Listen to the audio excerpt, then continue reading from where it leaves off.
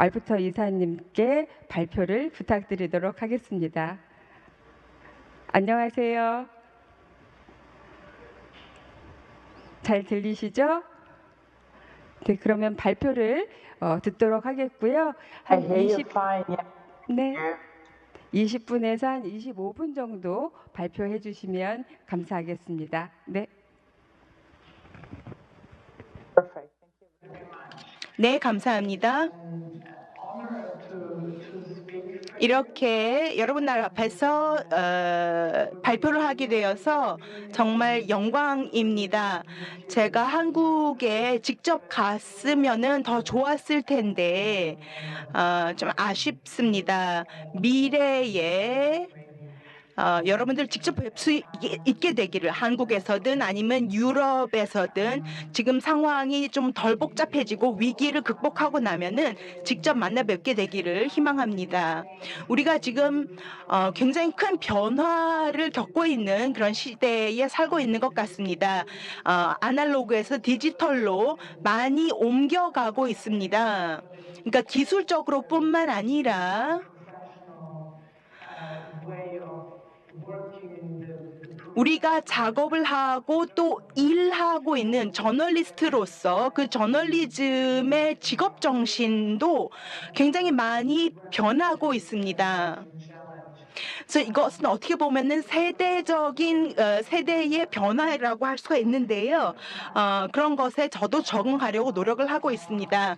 이것이 이제 제 인생을 보여드리는 그 지도가 되겠는데요. 제가 독일에서 태어나서 살다가 자라오다가 독일에서도 곳곳을 다니면서 이 언론에 대해서 공부를 하고 그러다가 이제 덴마크로도 갔고, 그래서 덴마크에서 뭐 행복했습니다. 그다음에 브뤼셀에 가서도 그 유엔 기관들과 일을 하기도 했습니다.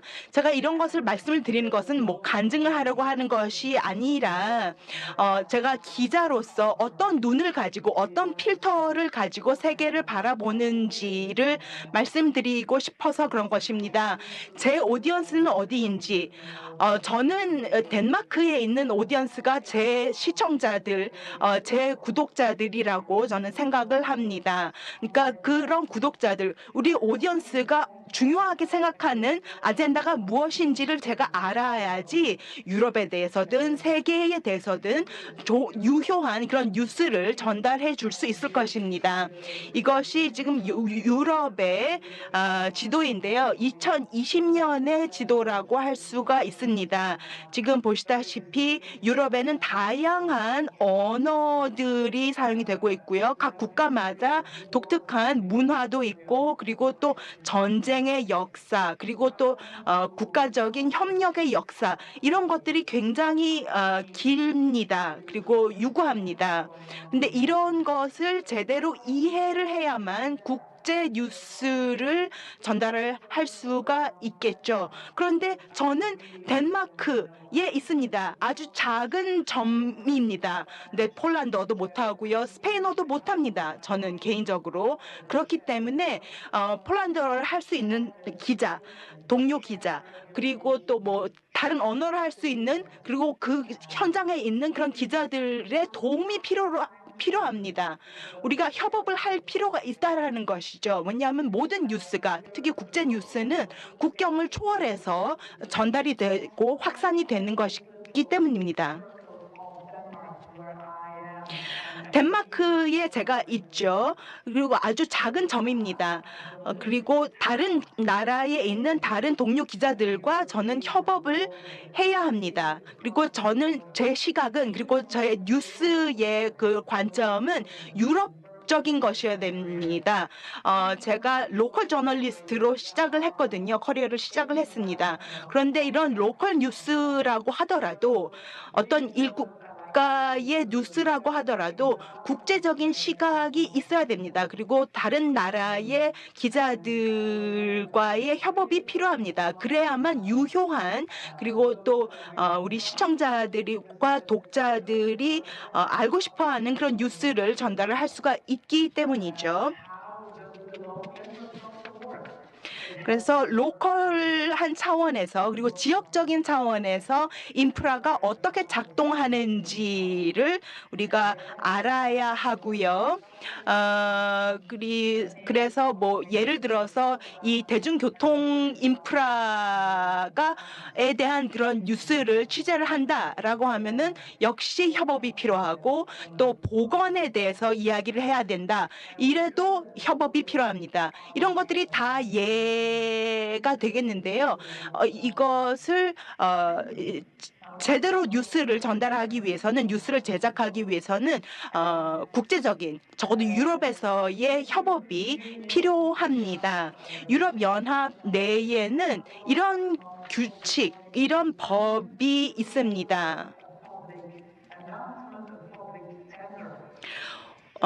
어떤 공공사업이 있으면은요, 그런 공공사업을 진행하기 전에 입찰을 거쳐야 된다, 공공 입찰을 거쳐야 된다라는 그런 법이 있습니다. 그래서 이런 부패를 방지하기 위해서 이런 법이 생겼고요. 그래서 이런 법을 통해서 이제 그 투명성을, 공공사업의 투명성을 개선을 해야 된다는 것이죠. 그런데 뭐 예를 들어서 이런 식의 이제 유럽을 걸쳐가는 이런 철도 사업이 있었다. 그런데 이 철도 사업이 공공사업인데 이 기차 시간표가 제대로 지켜지지 않는다. 이러면 문제가 있는 것이죠. 그래서 그런 것을 이제 취재를 하다 보면은 협업을 해야 되는 경우가 많습니다. 벨기에와 뭐 예를 들어서 벨기에와 네덜란드 간에 가는 그런 기차들이 있는데요. 기차가 지연이 되고 연착이 되고 이러면서 문제가 되어서 결국은 어떤 장관이 사임을 하는 지경에까지 이르렀습니다. 그래서 여기에서도 협업적으로 기자들이 그 취재를 했습니다. 그러니까 교통부 장관이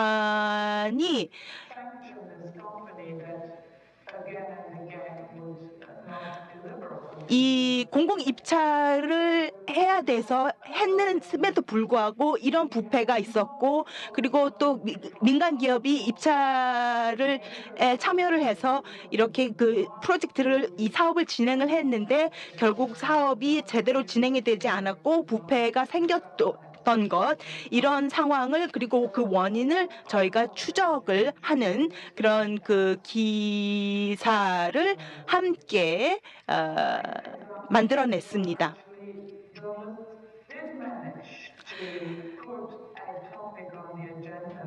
그리고 또 이것은 더 성공적으로 아젠다 세팅에 성공한 기자들의 그 케이스가 되겠는데요.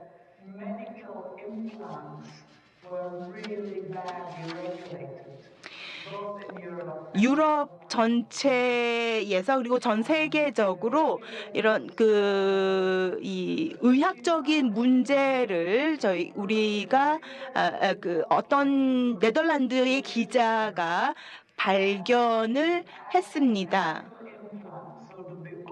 어떤 이식 수술이죠. 예를 들어서 인공 유방이나 아니면은 뭐 그 인공 골반을 이식하는 수술, 이런 수술에 있어서 굉장히 많은 문제가 있다라는 것을 발견했습니다. 했던 것입니다. 뭐 예를 들어서 그리고 출산 후에 그 여성이 그 자궁 때문에 너무 힘들어서 이제 인공 자궁을 넣는다거나 아니면은 뭐 자궁 이식을 받는다거나 이런 수술에 있어서 환자들이 고통을 받고 수술이 잘못되는 그런 케이스를 취재하기 시작했고요. 그런데 이런 식의 이식 수술 같은 경우는 실험을 제대로 거쳐야 되는데 이런 것을 거치지 않고 등록이 되는 것이 굉장히 잘못된 관행이었는데 그런 것을 고발하는 뉴스를 취재를 하려고 했습니다. 그래서 이 기자가 네덜란드 기자가 ICIJ 국제 탐사 보도 언론인 협회에 도움을 요청을 했습니다. 그래서 이 의학 이식 수술과 또 그 필수적인 사전 실험이 제대로 되지 않은 문제 이런 것에 대해서 그 이 ICIJ의 회원 기자들이 다 같이 취재를 해가지고 이것이 정말 세계적인 문제라는 것을 드러내게 되었습니다. 고발하게 되었습니다.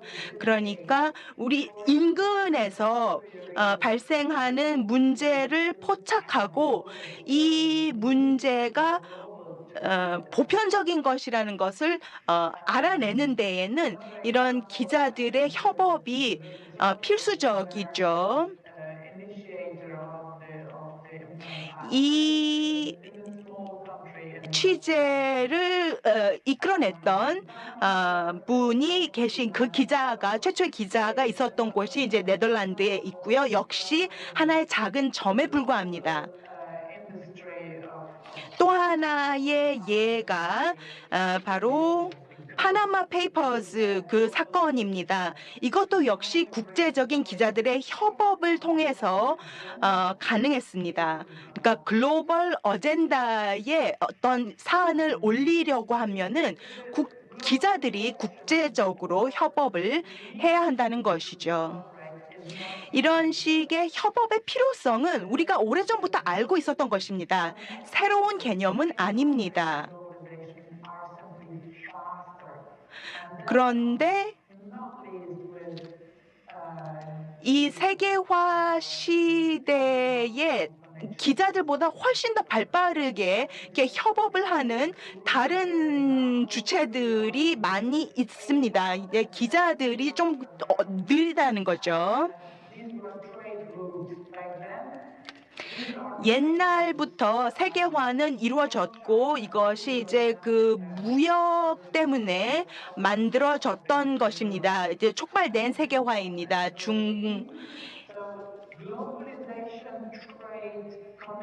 무역 그리고 또 무역이 세계화를 촉진하고 또 가속화하는 것은 예전부터 있었습니다. 1800년대만 해도 그런 세계화 있었지만 그 세계화가 진행되는 속도가 훨씬 더 느렸습니다. 이것은 이제 바이킹 보트였는데요. 이 바이킹 보트가 이 선박이 제대로 만들어져야지 그래서 완성이 돼야지 그 배를 띄워서 무역을 할 수가 있었습니다. 그러니까 세계화의 속도도 훨씬 더 느렸다는 거죠. 근데 요즘은 어떻습니까? 요즘은 거래와 무역이 실시간으로 진행이 되고 있습니다. 그렇기 때문에 이런 식의 실시간 속도에 기자들도 맞춰야 합니다. 그래야지만 제대로 취재를 할 수가 있습니다.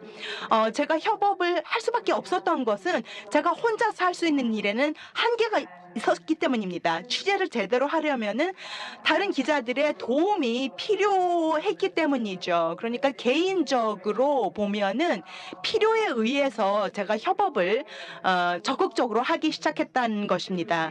그리고 또 보면은 대부분의 기자들이 협업을 필요성을 느끼는 것은 이 디지털 세대에 우리가 새로운 역량을 스스로 개발해야 된다라는 그 필요성을 느꼈기 때문입니다.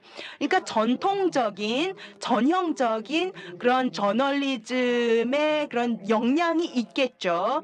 뭐 이 라포 형성을 한다거나 뭐 인터뷰를 하는 기법을 제대로 배운다거나 이런 것들을 이런 역량은 기본적으로 갖춰야 하는데 그뿐만 아니라 새로운 역량이 필요합니다. 여기에 몇 가지 예를 들어봤는데요. 첫 번째가 바로 새로운 마인드입니다. 그러니까 기자들이 우리가 훈련을 받으면서는 다른 기자들과 경쟁을 해야 됩니다. 그러니까 시간과의 싸움이기도 하고요. 다른 기자들과의 싸움이기도 합니다. 내가 먼저 기사를 내야 하고 뭐 이런 식의 경쟁심을 훈련을 받으면서 계속 심어졌습니다. 그런데 이제는 경쟁이 아니라 협업을 통해서 훨씬 더 큰 효과를 발휘할 수 있다라는 것, 그런 새로운 마인드를 가져야 되는 것이고요. 그다음에 또 하나의 새로운 역량이 바로 언어입니다. 우리가 통역도 있고 지금 여기서는 영어를만을 하고 있죠. 대부분의 나라에서는 영어를 쓰고 있습니다. 근데 저는 모국어가 영어가 아닙니다. 제가 10대에 런던에 가서 영어를 배웠습니다. 그래서 언어적인 역량이 요즘은 더더욱 필요하고요. 물론 통역이나 번역을 통해서 어느 정도는 이 언어 장벽을 극복할 수 있는데요. 문화와 문화 간의 그런 소통은 잘 번역이나 통역이 되지 않습니다. 그래서 다문화적인 소통 능력, 이것도 굉장히 중요합니다. 이미 기업들 간에는 다문화적인 소통 능력을 키우기 위한 그런 이 노력이 진행이 되고 있기 때문에 거기서부터도 좀 배울 수 있는 것이 있겠고요.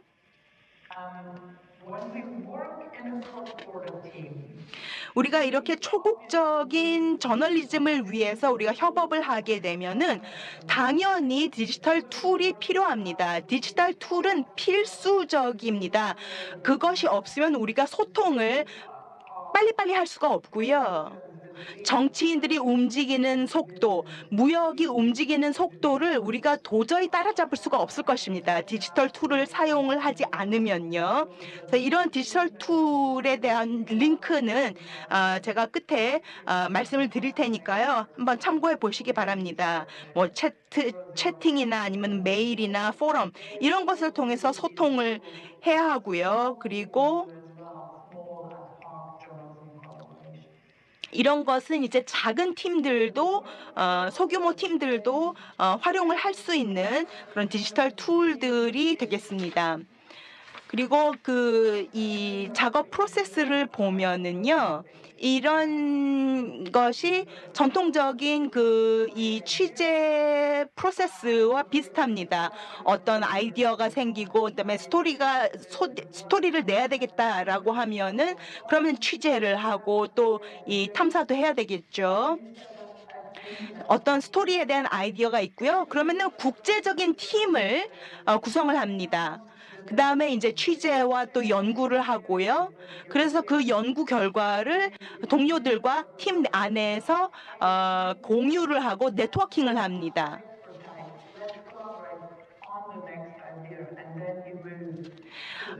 그러면서 어떤 스토리를 만들어내고 함께 만들어내고 그다음에 이제 또 다른 아이디어가 있으면은 이미 그 네트워킹이 되어 있기 때문에 또 같이 움직일 수가 있게 됩니다.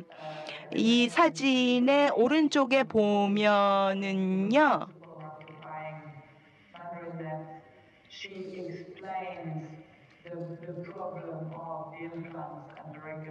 아까 보여드렸던 이식 수술의 문제점을 고발한 최초의 사람이 여기에 나와 있습니다.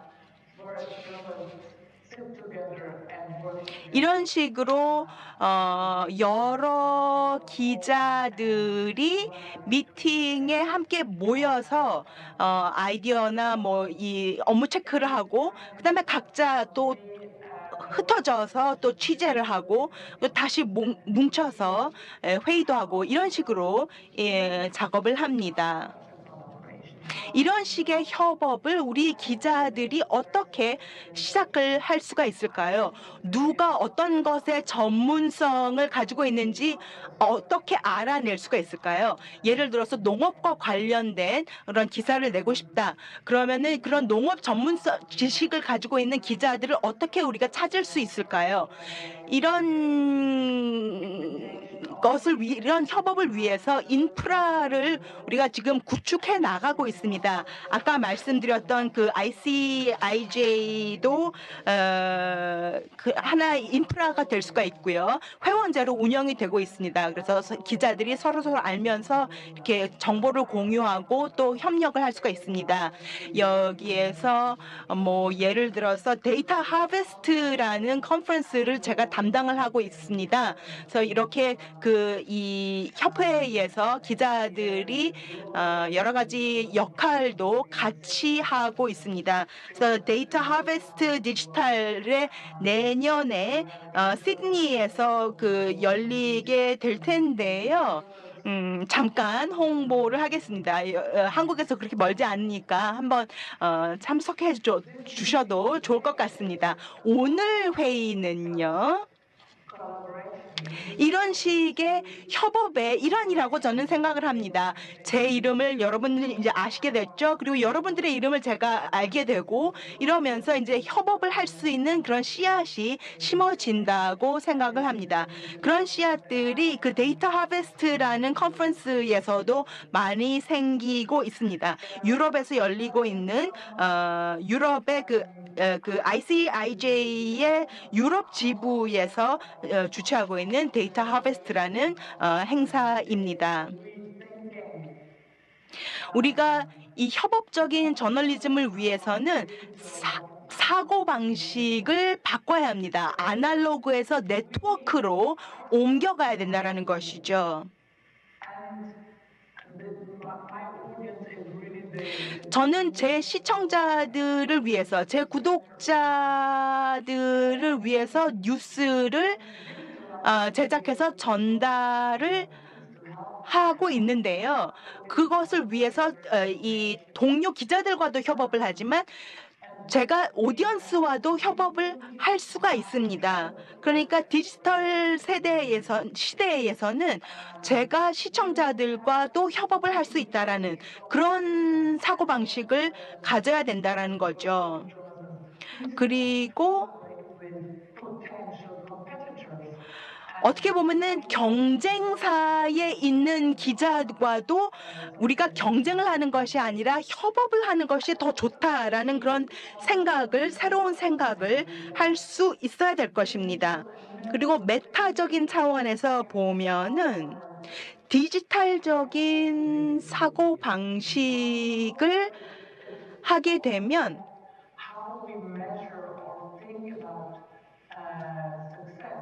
성공에 대한 척도도 바뀔 수가 있습니다. 예전에는 우리가 구독자 수나 뭐 이런 것으로 성공을 측정을 했었죠. 그런데 요즘에는 이 디지털 시대에는 이 공론의 그리고 여론의 우리가 어느 정도 기여를 했는지 이런 것을 가지고 우리의 성공을 측정할 수도 있습니다. 그리고 사회에서 그리고 여론을 통해서 어떤 반응을 우리가 이끌어낼 수가 냈는지 이런 것을 가지고 이제 이 평가를 받을 수가 있겠죠. 뭐 이번 세션의 주제에서는 벗어났지만 소득 창출에 있어서도 사고방식의 전환이 필요할 것입니다. 그러니까 새로운 수익 모델을 우리가 모색해야 할 것입니다. 그러니까 네트워크 중심적으로 우리가 사고를 바꾸게 되면은 새로운 소득 창출원을 우리가 발굴할 수도 있을 것입니다. 네트워크를 통해서 수익을 얻어내는 수 있는 그런 기회를 찾을 수 있지 않을까 생각됩니다. 제가 이런 것과 관련해서 책을 썼는데요. 초국적 협업 저널리즘에 대한 것인데요. 굉장히 실용적인 책입니다. 그렇게 해서 다음 세대의 기자들이 협업을 처음부터 훈련받아서 그 결심을 처음부터 할 수 있도록 도움을 드리기 위해서 이 책을 썼습니다. 그러니까 나는 경쟁을 할 것인가 아니면 협업을 할 것인가를 기자 생활 처음부터 할 수 있도록 이렇게 안내서가 될 수가 있고요. 그리고 또 협업적인 그런 그 저널리즘을 하고자 하는 사람들에게도 도움이 되기를 희망합니다. 협업이라는 것은 우리가 배울 수 있는 것이거든요. 그리고 이런 협업이 국경을 넘어설 수 있고요. 아니면은 그 직업의 경계를 넘어설 수도 있습니다. 그러니까 기자가 과학계와 협업을 할 수도 있고요. 시청자와 협업을 할 수도 있고요. 이런 식의 협업이라는 것은 어떻게 보면은 새로운 강력한 사고방식이라고 알 수가 있겠습니다. 이것으로 마치겠습니다. 감사합니다. 아기태 이사님 너무 감사드립니다. 협업은 배울 수 있다라는 그 말씀이 정말 이 자리에 적합한 그 말씀인 것 같습니다. 우리 모두가 협업을 배우는 그 계기로 삼았으면 좋겠는데요. 그 오늘 오전에 그 제러드 다이아몬드 교수님께서 기조 강연하실 때 그 기후 변화나 뭐 자원의 과소비 그리고 세계적인 불평등과 같은 전 지구적인 문제를 왜 전 지구적으로 대응하지 않느냐, 왜 연대해서 대응하지 않을까 이런 질문을 주셔서 제가 메모를 했었는데 아마 지금 이사님께서 말씀하신 그 국제적인 협업의 내용에 이런 것들이 다 들어가야 하는 것이 아닌가라는 생각을 하게 되고요.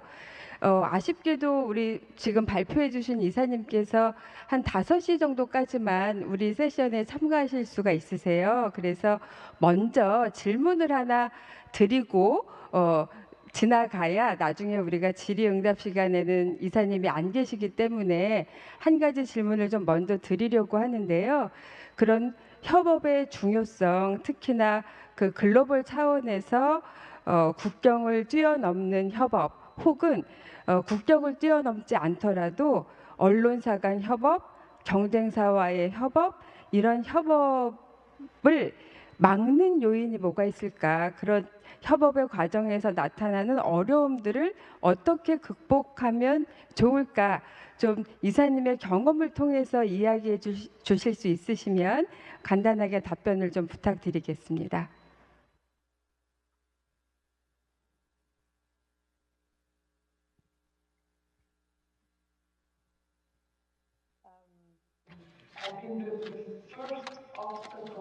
첫 번째 장벽, 협업의 장벽이라고 하면은 사고방식, 그 고정관념이 아닌가 생각합니다. 그러니까 우리가 훈련을 받으면서부터 경쟁심을 중시했었거든요. 그런데 경쟁 중심적인 사고에서 벗어나는 것이 필요하다고 생각합니다. 지금 뭐 20대, 30대의 젊은 사람들은 오픈 소프트웨어나 오픈 소스 뭐 이런 것에 훨씬 더 익숙하기 때문에 그 협업의 힘을 이미 경험을 했습니다. 그래서 이런 사람들이 이제 협업에 훨씬 더 적합할 수가 있죠. 그리고 우리 이 기자들도 사고방식을 바꿔야 할 것입니다. 그리고 그러니까 기사를 써본 그리고 특히 국제 기사를 써본 그리고 또 뭐 언론사를 운영해본 그런 사람들이라면 얼마나 이것이 힘든지 그리고 얼마나 복잡한 과정인지를 잘 알 것입니다. 그리고 또 경쟁을 해야 합니다. 경쟁을 해야지만 수익을 창출할 수가 있고요. 그리고 광고를 딸 수 있습니다. 그렇기 때문에 뭐 하루아침에 그러지 말고 경쟁하지 말고 협업하자 이런다고 되는 것이 아닙니다. 그러니까 아주 복잡한 그런 언론의 운영 구조를 완전히 뒤집어 엎는 것입니다. 그러면서 계속해서 신문사를 운영을 해야 되고 언론사를 운영을 하면서 그런 개혁을 추구해야 된다라는 거죠. 그래서 굉장히 어려운 일인 것은 맞습니다. 그래서 이것은 서서히 일어나는 과정이 되지 않을까 생각합니다. 그러니까 제 세대에도 협업을 하는 그런 언론사들이 있습니다. 이렇게 하면 훨씬 더 강력한 그런 기사를 낼 수가 있다. 그리고 오히려 그런 것을 통해서 우리가 비교 우위를 점할 수가 있다라는 생각을 가지고 경쟁 중심적인 그런 환경에서도 그런 협업을 노력하는 사람들도 있습니다. 근데 서서히 변화가 일어나겠죠. 네, 감사합니다. 경쟁 중심적인 사고방식에서 벗어나야 한다는 말씀이 확 와닿는데 특히 한국의 언론 환경에서는 뭐 단독에 대한 이런 경쟁도 너무 치열하기 때문에 특히 더 그럴 것 같고요. 또 코로나19와 같은 이 글로벌 위기 이런 상황에서는 더욱더 지금 이사님께서 말씀하신 그런 협력 저널리즘이 필요하지 않을까 생각하면서 이제 두 번째 발제로 넘어가도록 하겠습니다.